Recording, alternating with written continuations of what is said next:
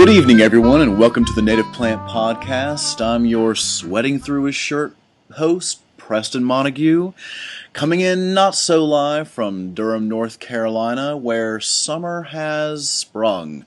Spring was brief. We had about 2 weeks, cool mornings, lovely blooms, but it looks like summer is here. And I've had an opportunity to go dip in the local Eno River and really enjoy a lot of really wonderful huckfin experiences in the last week, so there are no complaints my end. Unfortunately, my co-host John tonight is experiencing some technical difficulties. He lives in an area where he gets a thunderstorm and he springs back into the 19th century, unfortunately. So if there's a cloud overhead, John doesn't have the internet. And when he doesn't have the internet, Preston goes solo. So, folks, it's just me tonight, but I'm not running solo. I do have a very special guest tonight, and I want to introduce you guys to Mr. Owen Washam. Owen was a student and a friend of mine from North Carolina State University. I met him when teaching a class on plant identification, and Owen was the first student to come talk to me personally, and definitely one of my top 3 students. And I was so excited to be able to bring him on the show and tell you guys a little bit about his work in the green industry. So, Owen, do we have you? Yes, sir. Glad to be here. All right. And so, Owen, where are you tonight? So I'm calling in live from Mills River, North Carolina. I'm here at the Mountain Horticultural Crops Research and Extension Center in Henderson County. All right. And this isn't your first trip to Mills River, is it? No, it's not. I actually did a internship last summer in plant pathology, and this summer I'm in a genetics program. Wow, okay. And, you know, it's the research that you were doing, I think, maybe in your last time at Mills River that really caught my eye. Could you tell us a little bit about the special group of plants you've been doing some work with? Sure. So I've been working with some natives called American pitcher plants, or from the genus Sarracenia.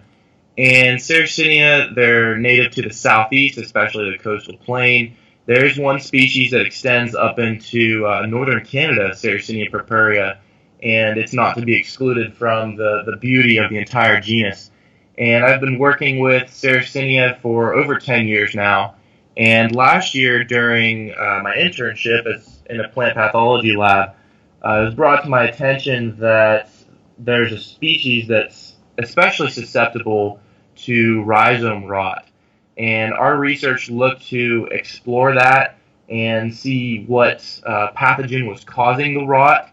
And from there, we were going to confirm that the pathogen was primary and actually affecting the rhizome itself. Wow, that's amazing. I mean, before we kind of dive too far in, I wanted to mention that I was near Warsaw, North Carolina, which is kind of like an hour from the dead center of North Carolina east.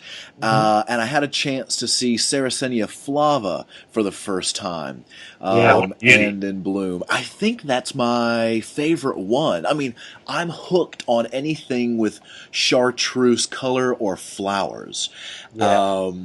And used to be, I think Sarracenia leucophylla used to be kind of my big favorite, you know, with the white top picture, but I think flava's it. It has these really great, like, sharp lines on the hood that I really like, and it was really, really kind of tall, but also beefy in a way that leucophylla wasn't. Have you ever had an opportunity to see those in the wild here in North Carolina? Yeah, actually last summer, it was about mid-July that I took a trip from Mills River down to the Green Swamp. And I observed Sarracenia flava, and I believe it was a subspecies called cutthroat in common terms, but it was really, really nice to see them in the wild. I also observed some native sundews, also carnivorous, as well as the famous Venus flytrap. Yeah. Gosh, the Green Swamp has been on my list of places to visit. But I kind of have this thing where when I go to Eastern North Carolina to botanize, I tend to go kind of like February to April. By the time May comes, the mountains call. I have to be honest. Yeah. So I was a little bit late this year, and typically I'm kind of like Western oriented, anyways. Kind of like really into ericaceous material and rhododendrons and that sort of thing. Tell me a little bit about the Green Swamp. What was that experience like, even just from a hiking experience?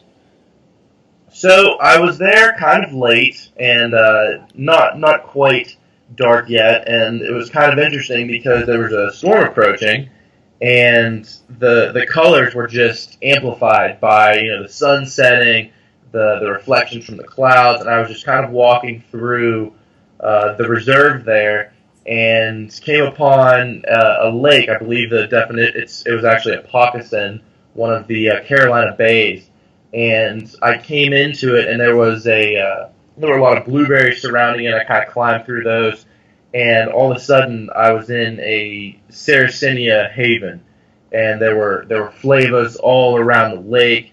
Some of them were still in bloom, which was pretty late in July for them to be blooming.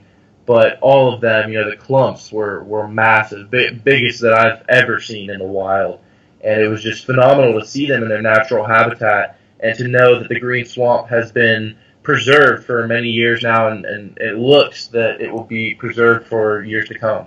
Oh, wow. So, do you know the different kind of theories about how these Pocosin lakes came to be?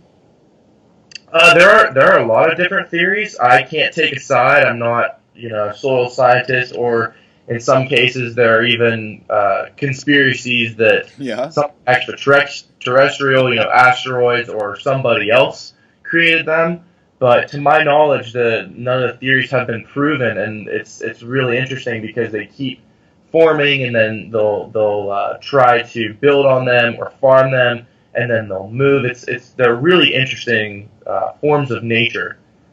Yeah, from what I understand, North Carolina doesn't really have any natural lakes, but places like Lake Waccamaw and these Pocosin lakes continue to be kind of baffling to naturalists to understand why these things occur. And for those of you who aren't familiar, Pocosin lakes are these they're almost circular, right, Owen? Or they're elliptical. Like they have a Yeah, very remarkably specific shape, and they're not really big, but you can see them in Google Earth. They kind of yes. dot the eastern part of the U.S. And so, what are some of the theories that you've heard on where they came from? One of the biggest theories that I've heard is, one of is something extraterrestrial. Now, I don't mean little green guys coming down, but more like foreign objects such as an asteroid or something hitting the Earth, during an asteroid storm or something of such, and uh, that seems to be the most, I guess, supporting theory in my opinion, because when you look at the Poccasins, they tend to have a bermed up side, so it's almost like something impacted the earth and caused the soil to mount up on one side.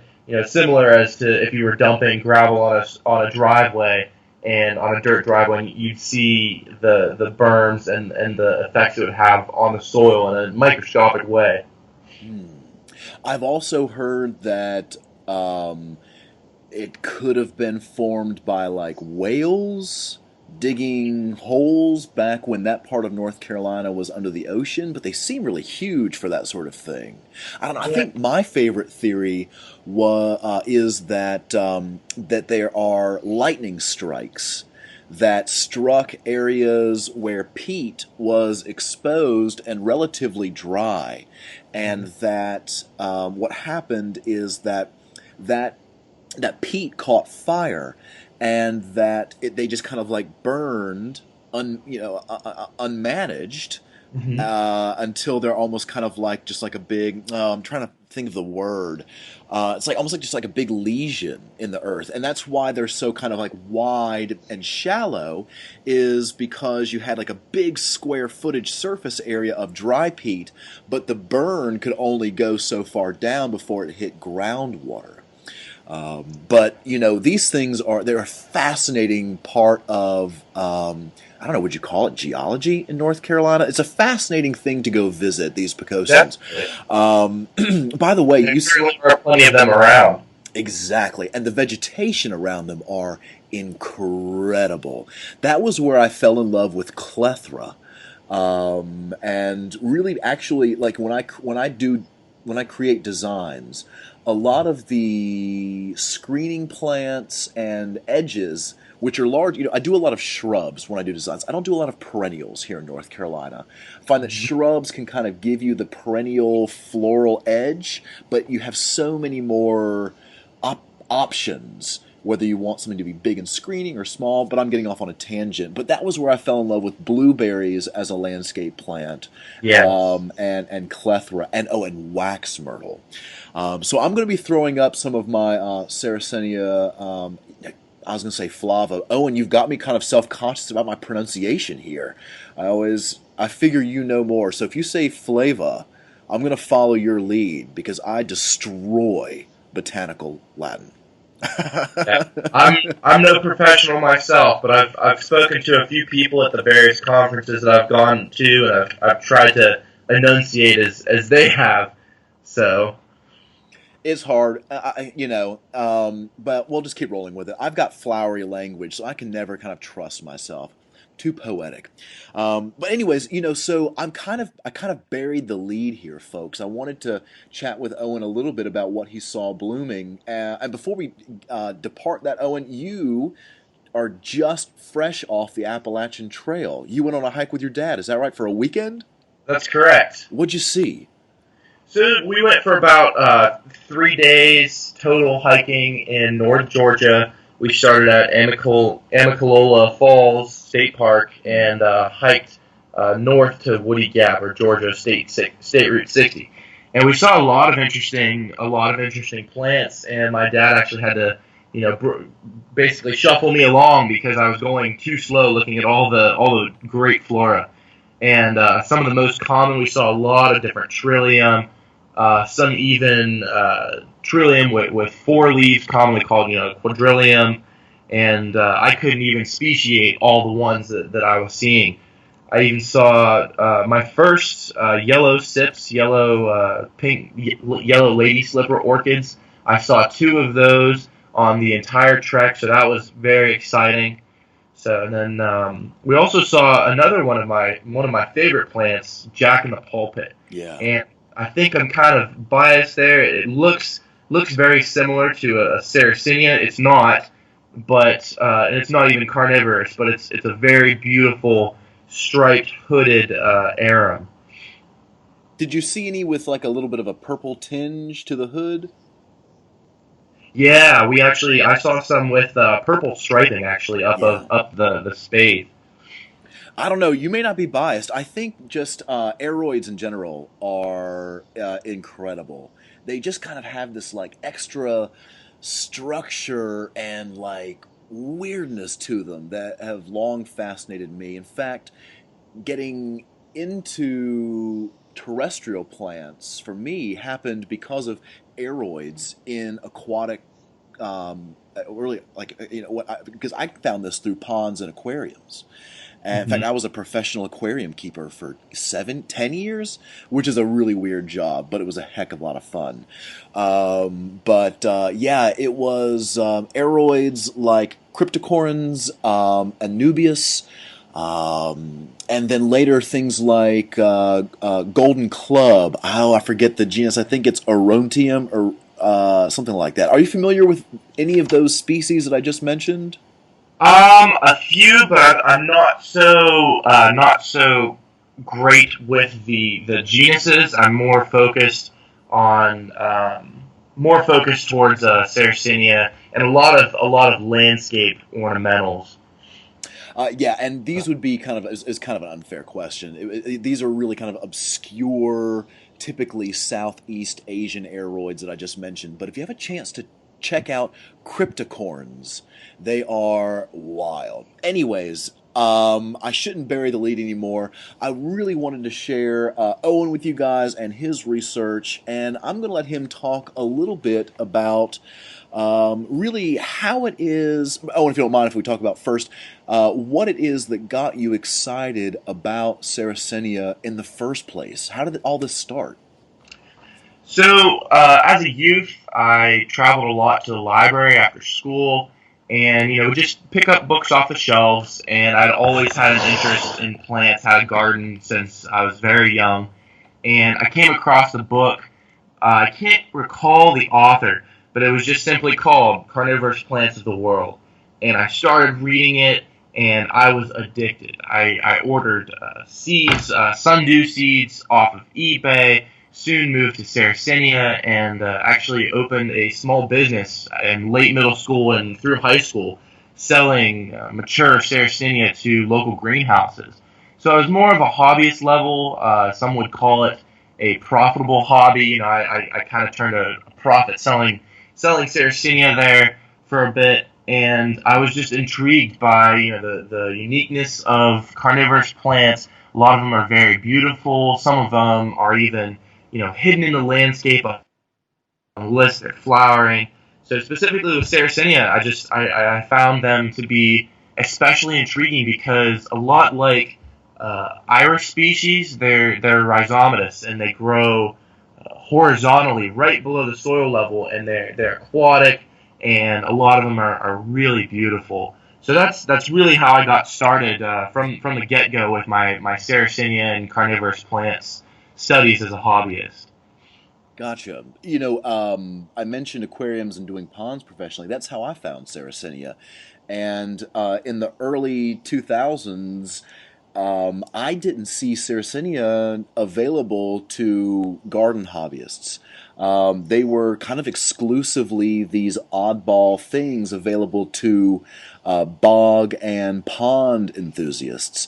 And it Mm-hmm. wasn't until I got to Raleigh in 2006 and started working for Tony Avent did I see them really kind of widely tested in the landscape. In fact, Tony did a huge display of them, a huge trial display, and it kind of struck me as odd that they were so fresh and new to him and other folks at Plant Delights. But I had been killing them for easily 6 years before him.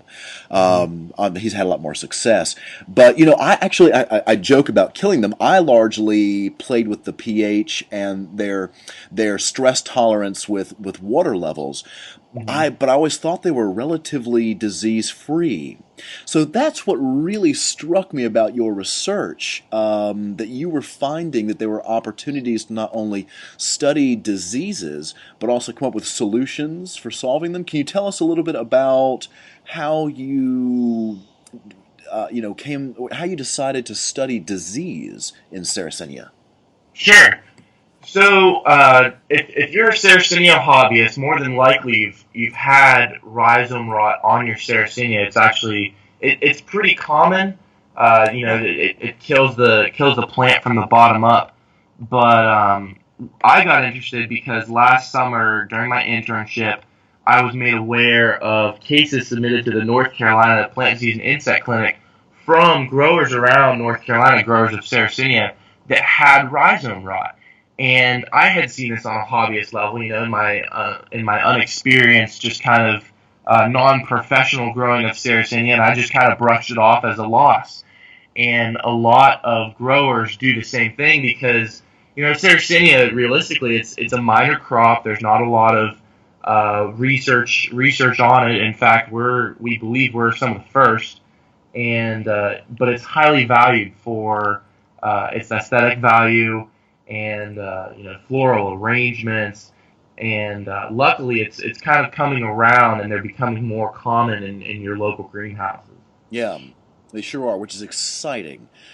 And I wonder if some of the Sarracenia that I lost were actually because of these diseases in the rhizome. And you're saying that it's pretty common? Yeah, it causes kind of a healthy rhizome looks very white on the inside, and you can see this when you go if you go to divide them in the spring after they come out of dormancy, and the rot really causes them to be a very dark brown, Hmm. visual necrosis. Sometimes the rhizome is squishy, and it's just very pithy, and it's kind of a mess. Hmm. Well, okay, so now is this disease issue that you're finding, is this common in the wild or is it more common in cultivation?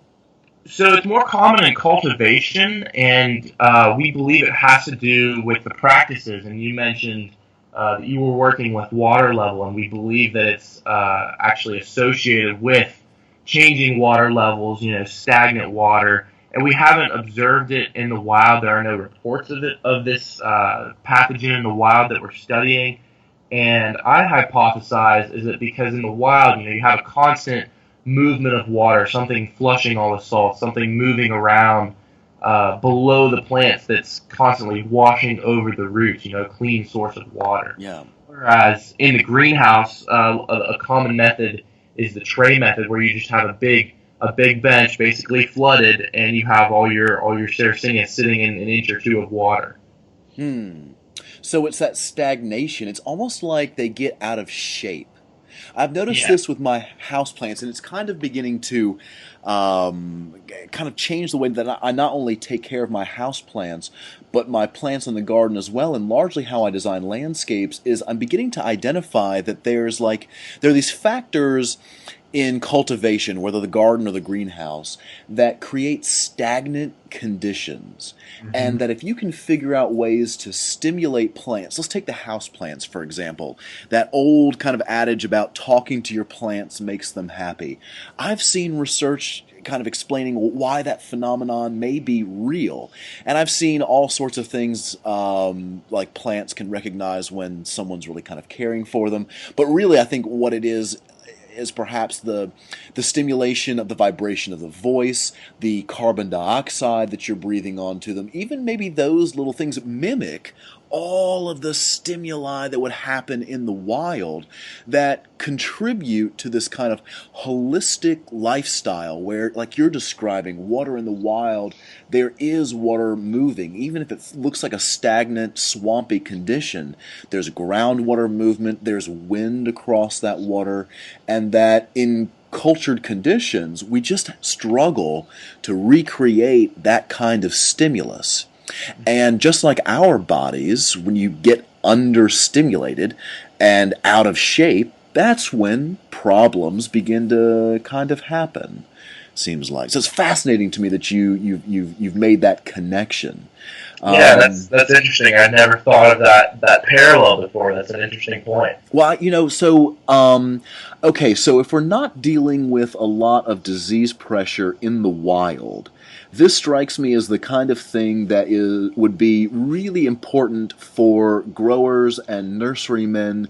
I see Sarracenia everywhere now. I mean, I think they even have them in big box stores occasionally, which means that they are in major production, have a strong PR backing, public relations backing, and marketing system, and that they're really getting to become kind of like really not conventional, but kind of like everyday plants. So your research, I would imagine, is really well timed and really well placed to get ahead of the kind of problems that would face kind of mass production of Sarracenia.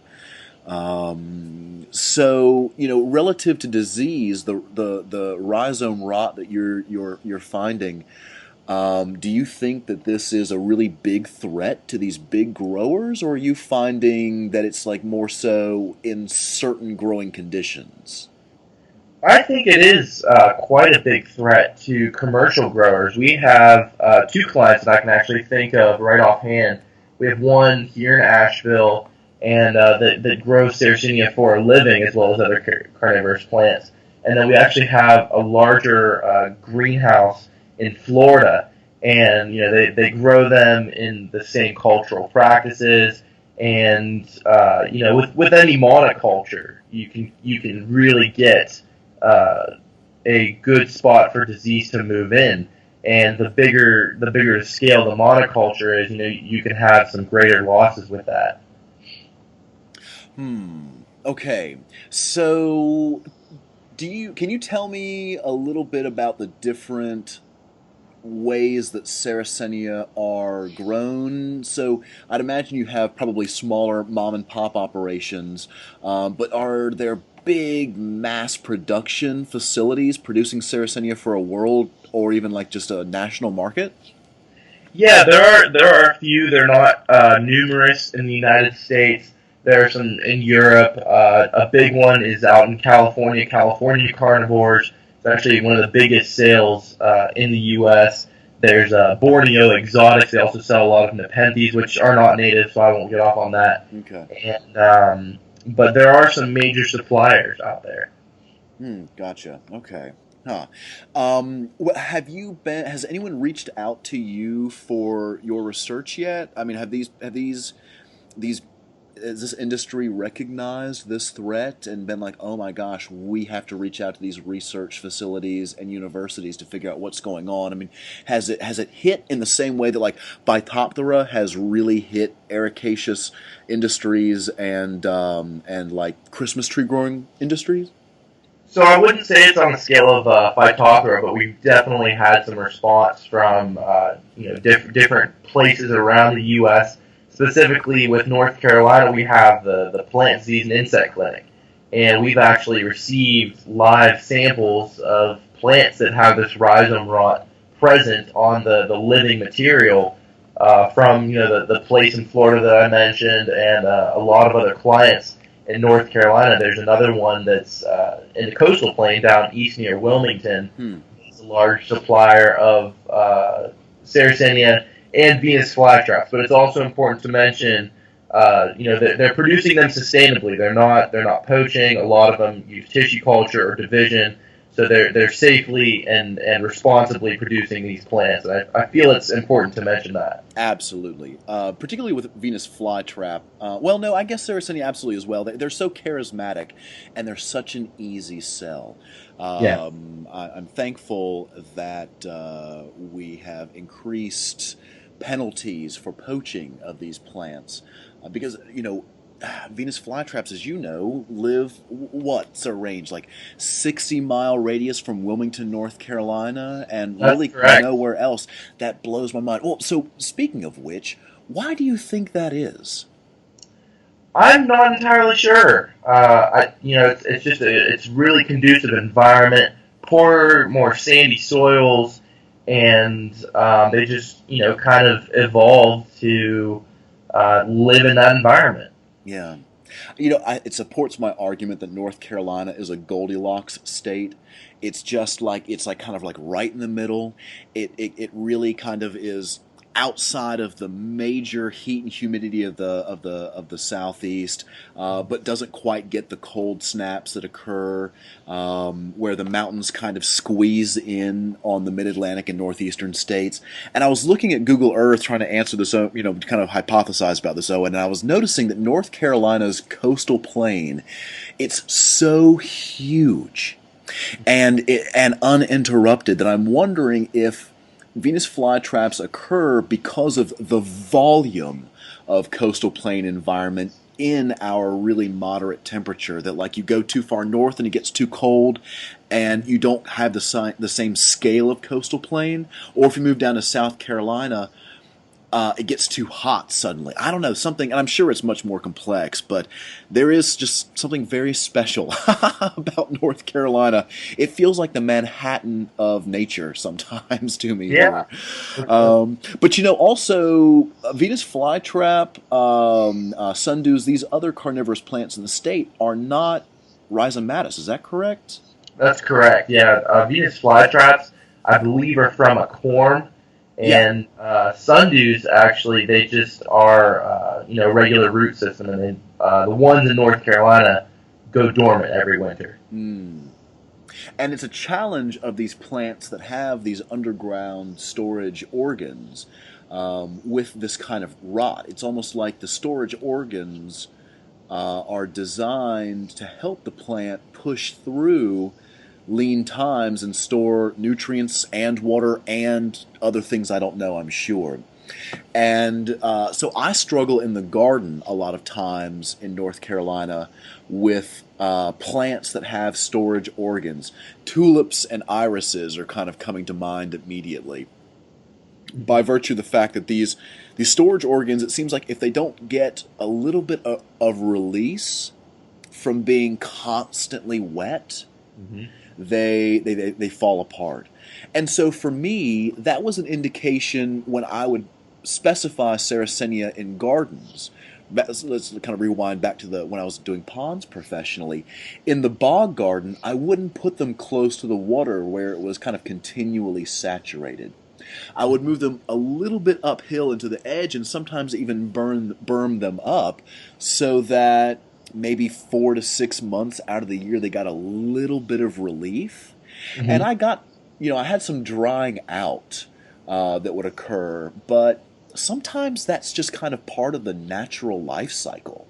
Yeah. This kind of like perfect peony expectation out of everything all the time is, I think, one of the reasons why gardeners sometimes fail. They kind of fail to understand what is appropriate for that plant's life cycle and really kind of have these like English garden expectations from perennials that can lead them astray. So Mills River there in Asheville provides you with the facility that you need to do this research. Yeah, so we did part of our research in Raleigh in greenhouses on North Carolina State, and what we also did a lot of our analysis here in Mills River and in Waynesville, North Carolina. So these are just extension centers with wet labs. It's where my advisor works, and with her pathology background, it was a really great collaboration between her professional background and my background working with Sarracenia. And who's your advisor? My advisor is Inga Meadows. She's an herbaceous vegetable extension agent, plant pathologist for Henderson County, North Carolina, and I believe now Haywood County, North Carolina. Interesting. And so, did you guys get hooked up because of a shared interest in pathology, or does she have an interest in carnivorous plants from an industry perspective as well? You mentioned her focus being on vegetables, or maybe I just made that up. What's her interest in this? So last year I did an internship with them all summer, and she encouraged me to apply for an undergraduate research grant through the university in an area that I would enjoy and that I had some experience in. And she saw the problem that they were receiving samples over the past 3 years of Sarracenia with this rot in North Carolina, and no one was really heading the project up. They would receive the samples, they would identify the pathogen to genus, not species, and it was just kind of a reoccurring problem. And I came along, I had Sarracenia on my resume, and she encouraged me to head this project up and collaborate with her, and we went from there. Yeah, wonderful. Bingo. Okay. Now, relative to Sarracenia disease, are you finding that certain species are more susceptible to this rhizome rot than others? So we found so far, we've researched Sarracenia leucophila, the white top pitcher plant that was mentioned before. That's the species that we've been researching so far. Future studies include susceptibility trials between species. And ironically, the samples that have been sent to the North Carolina Plant Disease and Insect Clinic have all been a hybrid or species of Sarracenia leucophila. Huh. And it's ironic because Sarracenia leucophila is one of the most valued plants for its aesthetic value, especially in floral arrangements. Ah, interesting. Okay, I've got a comment about that, but I wanted to ask you, I think I said leucophila in the beginning. Sorry, folks. Leucophila sounds so much more pro. Aren't we in like the extreme northern range for that species here in North Carolina? I think that's more Alabama. Yeah, it's more Gulf Coast. Okay, okay, okay. So do you think that perhaps there's a certain degree of stress on that species here in the state naturally, or you're saying no, no, no, this is really a cultivated problem? I think it is a cultivated problem because we've also had, clients from those areas where Sarracenia leucophila is native.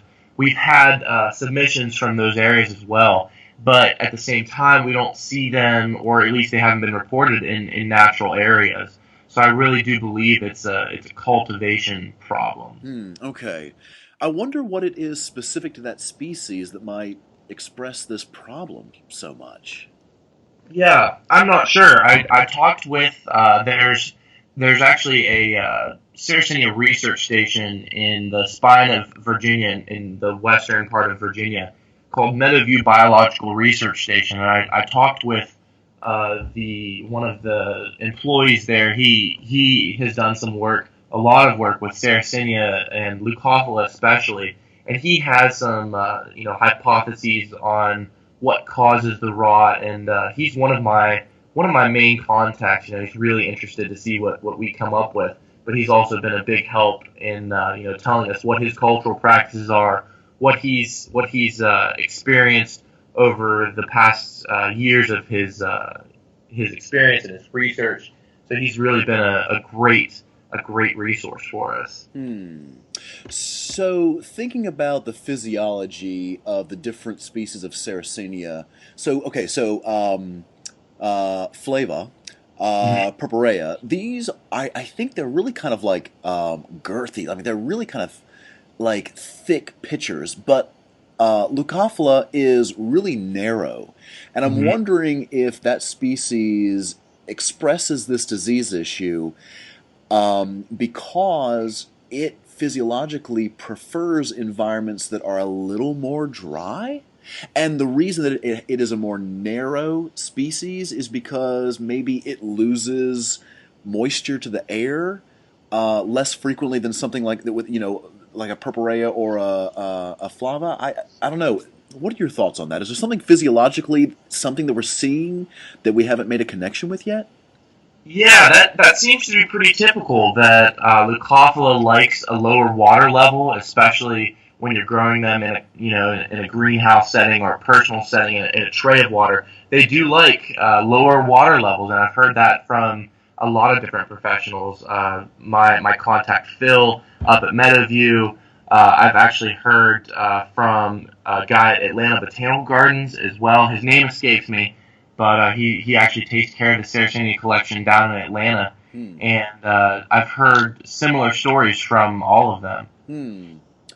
Well, I think it's exciting that the cut flower industry is interested in this because this means that your research doesn't just reach one dimension of the industry, that it has, this kind of multidimensional interest. And Mhm. I've always felt that like the cut flower industry drives a lot of other facets of the ornamental production industry, and particularly if it's associated with weddings. Oh my gosh! So that's really exciting that you are potentially impacting not just kind of like one facet of our industry, but you potentially have an opportunity to hit a problem that could reach multiple industries. And so, as you're designing your future, are you kind of like targeting this kind of multifaceted, this problem with like multifacets in the green industry? So our goal, pertinent to our grant, is to really reach the grassroots growers, Ah. and especially those who depend on Sarracenia for their livelihood, because this rot that can move in can cause major losses, and really can't be ignored. For year after year, the losses that are occurring are devastating to these individuals, and even commercial growers as well. Sure. Yeah. But I think that we're all trying to level the playing field a little bit, aren't we? Aren't we trying to kind of all ensure that production at any scale is successful? I certainly have a soft spot for people who are just got really into Texas, and that's what they grow, and they move to Western North Carolina and start, just growing you, and whether it's just for kind of the local, farmers market or getting that into production for cut greens for the wedding industry. Anyways, so Sarracenia is pretty well represented in this state. Can you tell us about the different species that are here in North Carolina? Sure. So a lot of the species there are 12 depending on who you ask in the entire genus, and we actually have, let's see, I believe 5, and I'll list them off and describe them here as we go. But on the coastal plain out towards the Atlantic, we have, of course, the flava. We also have rubra, which is a shorter variety, as well as Sarracenia minor, which is a hooded variety. Kind of looks like its cousin, Darlingtonia californica, the cobra lily, out on the west coast. They have kind of that hooded pitcher with windows in the back that traps insects, much like a window in a house would. And also we have some more interesting, I wouldn't say out of place species here in the mountains, and they're actually extremely rare. They're listed as endangered on at the federal level, and those species are Sarracenia jonesii and Sarracenia oreophylla. Mm-hmm. And the Sarracenia jonesii, the mountain sweet pitcher plant, only grows in a few counties in North Carolina, in the mountain region, and 2 counties, I believe, was the last count in South Carolina. And they are endemic to the cataract bogs that we have here growing in Henderson, Transylvania County. And there are very few sites left. I don't know the exact count, most recent count. And then we also have the even more rare, also federally endangered, Sarracenia oreophylla. And it's the mountain green pitcher plant. And it's only present in 1 county in extreme west North Carolina and its adjacent county in Georgia, as well as a few scattered counties in Alabama. And something that's really interesting about oreophylla is that it actually produces a lot of non-carnivorous leaves. And that's kind of what separates it, besides the location in the United States, from Sarracenia flava. They have a lot of the same characteristics. They're phenotypically similar, but it's really interesting to see how oreophylla really kind of dies back or produces the non-carnivorous leaves in the heat of the summer. What do you think has caused the conditions that have allowed these 2 species to remain in the mountains? So with other carnivorous plants, they favor very poor soils, and we see this in the coastal plain as well as here in the mountains. And I think they've been able to survive, especially in the mountains, because of the rough terrain. It's very remote where these locations are. It's not just something you can see off the side of the road. You really have to get your hands dirty to get to some of these locations. And also, there are a lot of organizations that take it upon themselves to buy land with sites on them and then protect the land, whether that's going in and restoring, as some organizations have done in Henderson County, or just buying up the land and leaving it be, basically, to preserve the species of Sarracenia that we have here in the mountains. I see. Have you included Sarracenia purpurea var montana in your list? I have not. I completely forgot about that. That species also exists here in the mountains. But and that's funny because it's one of the most beautiful pictures in my opinion. That deep purple venation that isn't found in its eastern cousin Sarracenia rosea or the more northern purpurea. Well, it's so ubiquitous. It's kind of, I mean, from Canada to Florida, I guess. I mean, it's an easy one to forget. It seems like it's so ubiquitous. It's personally, aesthetically, I prefer Flava Leucophila, but I also like Orophila. Correct me there, Owen. What am I trying to Yeah, say? I'm not sure on that. I haven't done any extensive research. I haven't actually even been to go see them in the wild myself. They're very locked down on those locations, and I have to widen my network to and talk to some people before I can access those sites. They have a weird color. It's this kind of like yellowish green with just enough like purple. They're really distinct. I hope that perhaps in the future they enter the market as well because they are so unusual. And there's a lot of hybridization between Sarracenia for the market. Is that correct? Yeah, that's correct. Even in between the some of the more rare varieties as we were discussing, there's a lot of hybridization, and as you likely see in your common big box store, like we were discussing, a lot of them just say American pitcher plant species, and it could be Uh, it could be a cross. It could come from a multitude of different lineages. I wonder if there's a certain degree of like hybrid vigor that is in those Sarracenia that makes them superior garden plants. I don't know. I don't remember having as many losses. But I also remember these cultivars, like I think they're called Ladybug, and I think Larry Melichamp actually helped produce a lot of those Theories. yes, exactly. Yep. And those were the ones that I remembered towards the tail end of my professional pond experience, having the most success with consistently. And I always wondered if it was, but I remember them always kind of being kind of low, right? Like they didn't really kind of get the really high diva-like stature that I would associate with Flava.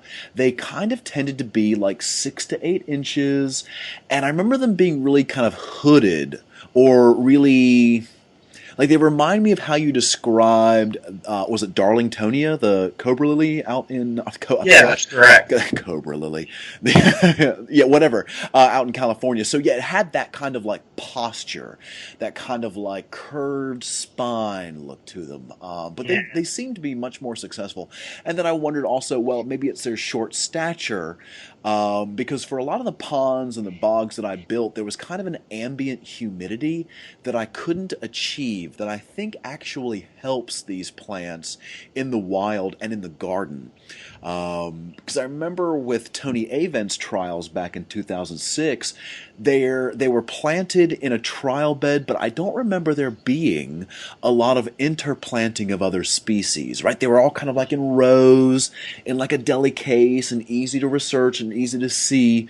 But when I see them in the wild, just like Venus flytraps, they are completely embedded in other plants, especially a lot Yeah. of grasses. And Hmm. so, I haven't played with Sarracenia a lot since then, but I always suspected there towards the tail end of my time in ponds was that there was, if you really wanted to do Sarracenia right in the garden, you had to almost choke it with surrounding plants to kind of keep the ambient humidity around the plant really high. But I mean, when I get back to Saracenia in the garden, we'll see. Well, so Owen, what are your research efforts post graduation? Because you haven't graduated this semester, correct? You still have a little more time, right? I have a few more semesters at NC State Raleigh, but I have began to look at grad schools. I'm looking at NC State as well as a couple other grad schools in the north or horticultural programs.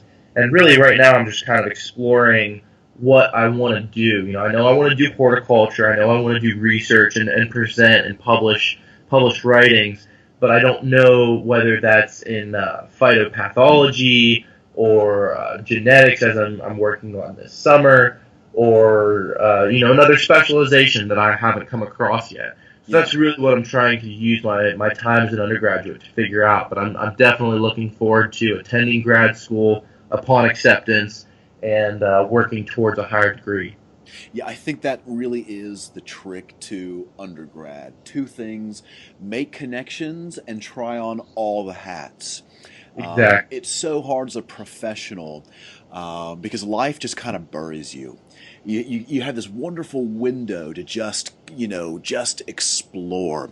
I wish you the best of luck. I'm thrilled to death you have a couple more semesters to continue to dabble and look around and meet folks. I'm sure you'll do really well. Owen, anything that you wanted to mention before I jump into a pet story about your research? What haven't we covered? We haven't quite covered the pathogen yet. Oh, The first part of our research, I guess I neglected to mention it, but for those of you listening out there, we've actually identified it as a Calanectria species. Calanectria teridus is what we suspect to be infecting those plants. So that's kind of the first part of our research that's out there in public that I've been presenting across the country, and I'm looking forward to presenting the rest of my results at the upcoming International Carnivorous Plant Society meeting in Santa Rosa, California this August. oh, how exciting. All right. Now, this species of bacteria, was it bacteria you mentioned? It's Is a that correct? Is a fungus. fungus. Is Yeah. this present on the plant in the wild, or is this introduced in cultivation? Likely it's been introduced. Calanectria teres has a lot of different hosts and causes a lot of different symptoms, but one of the most common symptoms are crown and rhizome rot on other individuals. I see. Okay. Interesting. All right. And thank you for bringing that up. It reflects my career in design. There's just kind of a certain degree to which a designer to be successful has to really be able to move between all the fields. Hmm. And I forget sometimes that you guys that are doing deep dives into this stuff and have research as a big component of your careers, that, you guys, you have two, three, four, 10 steps beyond the stuff that's in a designer's world. Thank you for stopping me and bringing that up. I hadn't even thought to ask you about the species of fungus that you're Sure. wrestling with. That's so cool. Yeah. Um, um, Owen, by the way, as a native of Ohio, I hate that John couldn't be here tonight because he is like represents Ohio and just loves to bring it up all the time. I totally Yeah. expected him to sing like some sort of like fight song for Ohio State and Yeah. you guys to I'd have this probably big sing along moment. with him. Oh gosh, and that's where I kind of like take a break and have a drink. 'Cause I don't know the words or the theme, but you're here in North Carolina at least for the moment while we have you. Tell us, Owen, do you have a funny, weird, startling pet story? Yeah, so I have a 4-year-old treeing Walker Coonhound Whoa. Beagle Springer Spaniel mix. It's a mouthful, but she's a very smart dog. And when we got her, I think it was believing in 2013 when she was a puppy. And right off the bat, we could see that she was a very smart dog.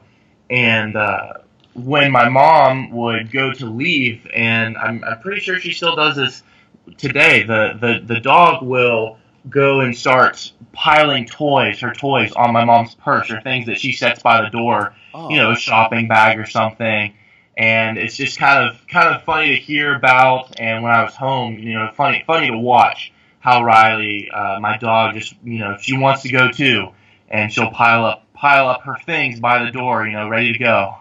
Oh, so she wants to go too, or do you think she's saying, "Don't forget about me"? Yeah, a little bit of I both, want I to go think. too. Oh my gosh. Uh, so since I was teaching y'all's class, I've moved further west in Durham, out towards Duke Forest and close to the Eno River, and I Yeah. live in a 150-year-old tobacco barn. that's been remodeled. It's fantastic. Oh my gosh, it's so nice to kind of be out of the city. I've been in downtowns for 12 years, and this is the first time that like I can go outside and it's just crickets. It's wonderful. But I inherited a mini horse and two goats. Hmm. And after being a dog owner my whole life, it kind of strikes me that these goats are shameless. They have kind of like no self-awareness to a certain degree. They've got no shame. They don't edit. They just do their whatever impulse strikes, they do it. And that Yeah. creates a condition where they're just like always funny. But there's one in particular, his name is Knucklehead, and he gets into trouble all the time. And I caught myself the other day chasing him and just kind of like, what am I doing? Because a plastic garbage bag, I'm talking about like one of those great big like contractor bags, Oh, was wow. flying in the wind and landed in their pasture, and he made a beeline to it and began to eat it. And when he saw that I was not happy, he ate faster. And I threw that pasture gate open and started chasing after him, and watching him consume that entire plastic contractor bag in like less than 5 minutes. I mean, it was amazing. And I've been kind of like poking around to see if it's kind of come out the other end. It hasn't. So fingers crossed we're not dealing with any kind of like impaction issues. But these goats are providing me with a lifetime of stories, these things. Oh my gosh. It makes me kind of want to have a drink. Now, so I understand, Owen, that you brought a very special beverage to the table tonight. What do you have? Yeah, so after work today, shortly after 5, I went up to the Mills River recreational area in Pisgah Forest. And as locals know, it's a great spot for trout fishing, clean mountain waters. So I took my Nalgene up there, my 1 liter Nalgene, dipped it in the creek, treated it, of course. I don't want any diseases of my own. And, I had it here with me in hopes that I can do some great trout fishing this summer. All right. So how do you treat it? So I use iodine tablets, similar to what we do when we're backpacking. So Oh my God. Oh, and awesome. So you're having. Oh, right. Go for it, man. So now, when you hike and stuff, do you rely solely on iodine tablets for filtration? I do. A lot of people use Steri pens, UV light, or Sawyer mini squeezes. Different types of purification filtration devices. But I prefer the iodine tablets. Some people have a reaction or say it tastes bad, but I've never had an issue. And the mountain water tastes and looks just as fresh Yeah. as it does, after it's been treated. And that's my opinion. As the hiker community says, hike your own hike. Right. But that's what I've found. Fascinating. I've never actually used them, but I have them in my hiking pack as my just in case. Yeah. Usually I use these. They're like mechanical filters, so it's like this tube with a lever on it, and you screw your Nalgene into it, and then there's a rubber tube that you just dangle in the water, and as you work the lever, it shoves the water through a terracotta filter, and I guess the terracotta excludes everything but H2O. And so far, knock on wood here, I've had no problems. The only time that I've gotten Giardia, which by the way is agony, but you look fantastic afterwards because you drop a ton of weight, is after using those UV sterilizer pens. Yeah, and those are I can't speak on their honorability, but I know they're kind of heavier and they require an external power source. Well, yeah. I've never tried them. I've never actually encountered anybody on AT that uses them. But yeah, it was. So I was experimenting with different water filtration devices, and this pen. It was huge. It was kind of like the size of like one of those like pepper grinders that you see at a restaurant. It was a big thing, but it like took 3D batteries to function, and we burned through all of our batteries on a 2-day trip. And at the end of the trip, we were just like, well, I mean, we got to drink water. So we were just kind of dipping it in the creek because we had burned through all of our batteries. And we must have brought like 10 pounds in batteries with us. It was not the right thing. I think if I was going on a flight to like another country with those kinds of concerns, that makes sense. But as much water as you need on a camping trip, nah, I think, the iodine tablets or these mechanical filters is the way to go. And I respect for bringing mountain water to a podcast. I did that a couple of years ago. I thought that was the best beverage on the table. But tonight I've got my first kombucha of the year, and I'm trying to get a kombucha that's as much like sweet tea as possible. So it's got a ton of mint from the garden. It's got some local honey to give it a little extra kind of like dimension.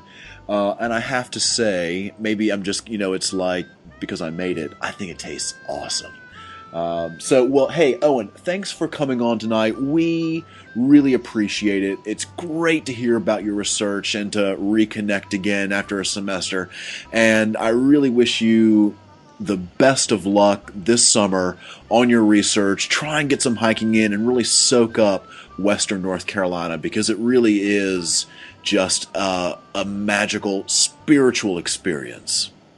Sure, thanks. It was really great that you had me here, and I'm more than happy to talk about what we've been doing. Yeah, and folks out there, keep your eye on Owen Washam. He really delivers, and I'm sure that his career will be very fascinating to watch. So, cheers, Owen, and cheers, Justin. Absolutely, and take it away, PT.